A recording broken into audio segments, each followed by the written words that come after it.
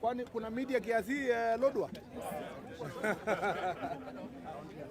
Yeah, imeendelea sana. Yeah. I did not expect all this representation here.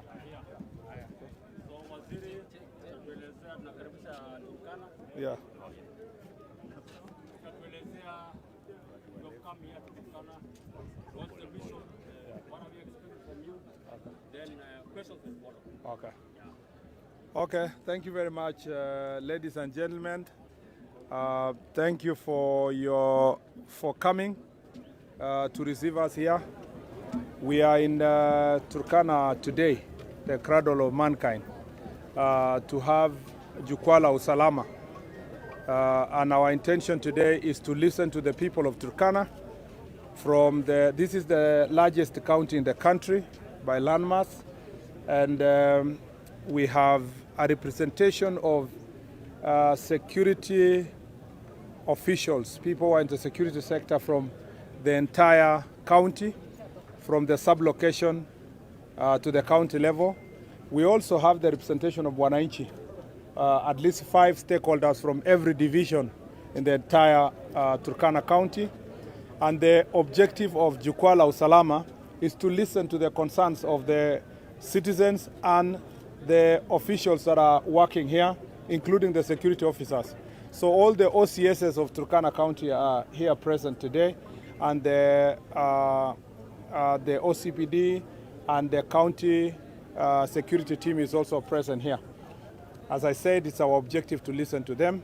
And I have had a security meeting here with the regional and county security team, and I have a fairly some good brief about the main challenges of this area. As it is known in the entire republic, the first challenge we have here is the issue of banditry. Kerio Valley has always witnessed a serious problem of banditry, and Turkana is in a unique position where it is facing problems of banditry locally, but also facing it internationally, in the sense that the pastoral communities we border in South Sudan, in Uganda, in Ethiopia, also a challenge to the Turkana people. So we have international challenge and the local challenge. On the part of the local, there has been relative peace in the Kerio Valley region based on the previous operations, Operation Maliza Uhalifu, but we haven't really completely finished the work that we need to do. We still have pockets of challenges in different places.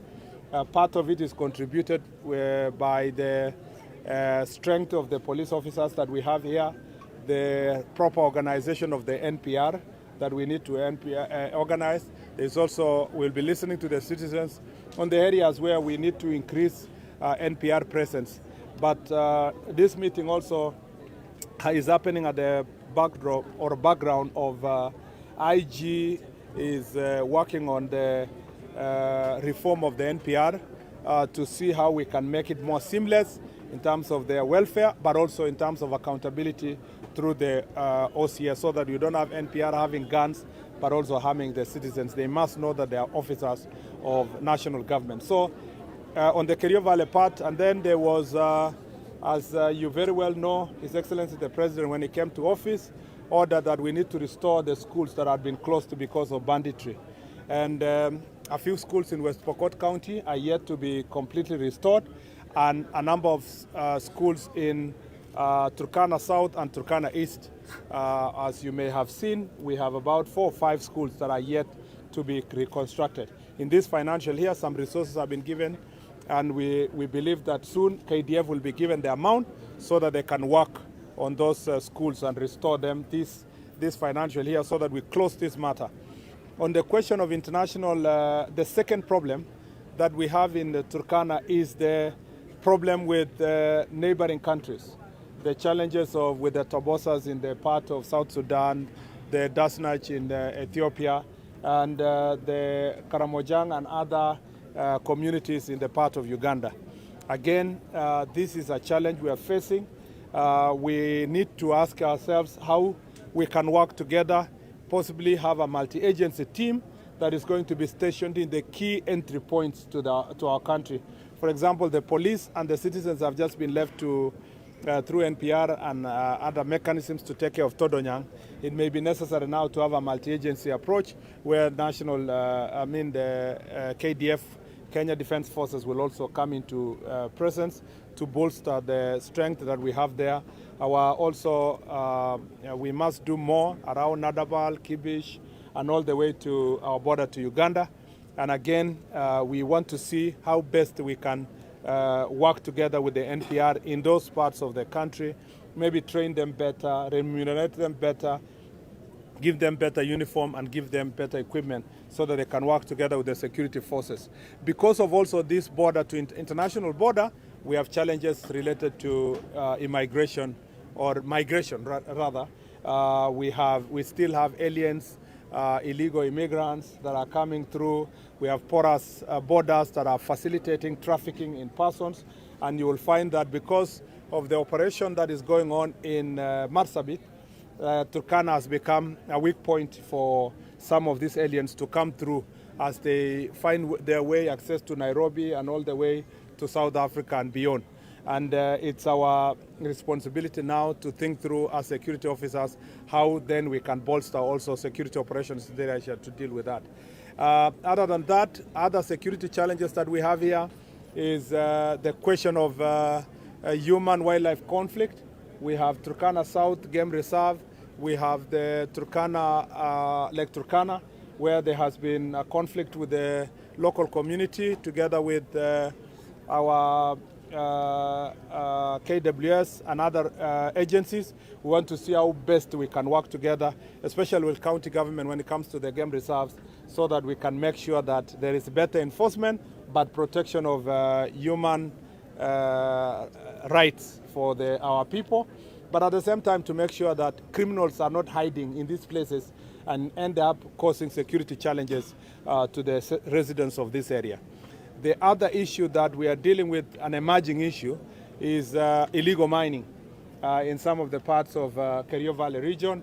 And we want to make sure that, and this challenge is between West Pokot and Turkana County, and we want to see that that is sorted. We have also a bigger issue of boundaries. The boundary of Baringo, West Pokot, Turkana is giving us also security challenges. And we want to see how slowly we can work on boundary issues to make sure that our people can live in peace. Other than that, the international boundary is also important for us to safeguard our boundaries with South Sudan, with Ethiopia, with Uganda. And we want to make sure that that discussion is ongoing. It's beyond just this ministry. This is interministerial. We have foreign affairs. We have defense ministry working together to find a lasting solution insofar as boundaries is concerned, especially international boundaries. Lastly, these are just some of the key issues I've just picked, but one of which is to deal also with drugs and substance abuse. Because of these porous borders, you still have characters who are dealing with drug trafficking, and we'll be listening from Nakata today. One of the challenges is that you have very young population of under 18 who have many young people in Turkana, which is a surprise because of there is a lot of disorder that is as a result of drugs and then leads to mental health. And you will find that this is a challenge that is affecting young people, particularly those who are under 18, and we must see how best we work together to deal with this issue. On the last unique issue, which is unique for Turkana and Garissa County, is the question of refugee camp. We have challenges here that are related to the refugee camp. You know that there has been shortage of supply of food and other items to the refugees, which is threatening peace within the Kakuma camp, but also at the same time, which is a challenge in terms of local community vis-a-vis refugee community. And you remember we launched a Shirika plan on 28th of March this year, which is a plan that is government plan. And the challenge with that Shirika plan is that there are many citizens who have yet to appreciate what it contains, and there are misgivings and misunderstandings that we must be able to iron out through public participation.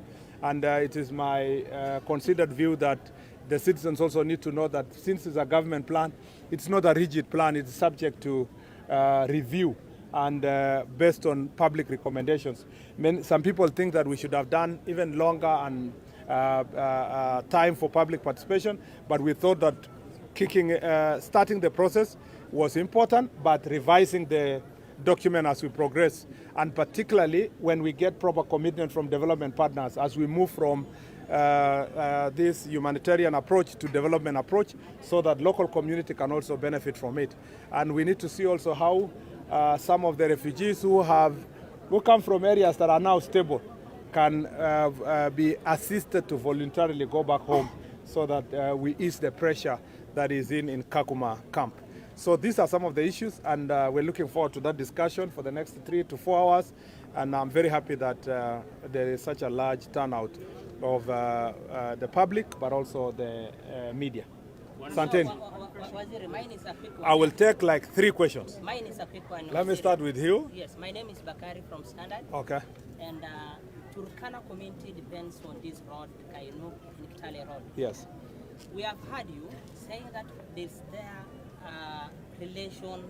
relative peace.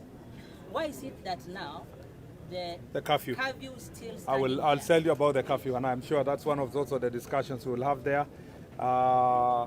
Either of you. No, I'll start with the local. Yes. I'll come to you, Seth, and gentlemen. Was it for coming here? We have 3 more sub-counties that were created. That was Aro, Subuta, and Lokriama. Yeah. But the administrative officers that are here, the DCC, the sub-county police commander, they don't have houses, they don't have vehicles, and the government is expecting them to perform. As we speak, I understand you. You don't even need to emphasize. Let me say about, and then I'll take the last round. On the question of the road, I have been asked that because of the relative peace, we need to review the curfew, either to lift it or to review the times. I think for now, I will be listening to the views of the people, but we can review the time. We are amenable to reviewing the time, maybe to have a longer day until late evening, and then very early morning. And then if we say 10 to 4 a.m. works, then we give it 2-3 months. If the conditions become good, we can lift the curfew completely. So that is also something that is in the works. And then for administrative units, as you will see in the meeting, that is a major discussion there. You see, the day we wanted to give the administrative units, Wananchi was saying, give us the units, give us the sub-counties. We are telling them, no, we can't give you because there are no facilities, there are no offices, there are no houses for. They say, no, just give us. Let the county commissioner come, the deputy county commissioner, we will worry about the houses. Now that they have come, you are saying, no, why did you send people without accommodation? We are working on that. It is not a problem of Turkana alone. We have about 150 administrative units recently operationalized, that most of the DCCs are lacking officers. In our discussion, we'll be also seeing how best we'll work with NGCDF to help us partner together to build these administrative offices for our chiefs, for our ACCs, for our DCCs, among others. I'll take Seth, and then I'll take, where did the gentleman go? Okay. Just to, first of all, the local one, is security assured in Tolonyang and Tom, Turkana East. Okay. Families there have been awarded lot following the raids by suspected Ethiopian militia. Yeah. That is the first one. The second question is about your brief yesterday. There is a disparity between the figures in terms of number of fatalities. You announced 42 from the Sabasaba and the June 25th.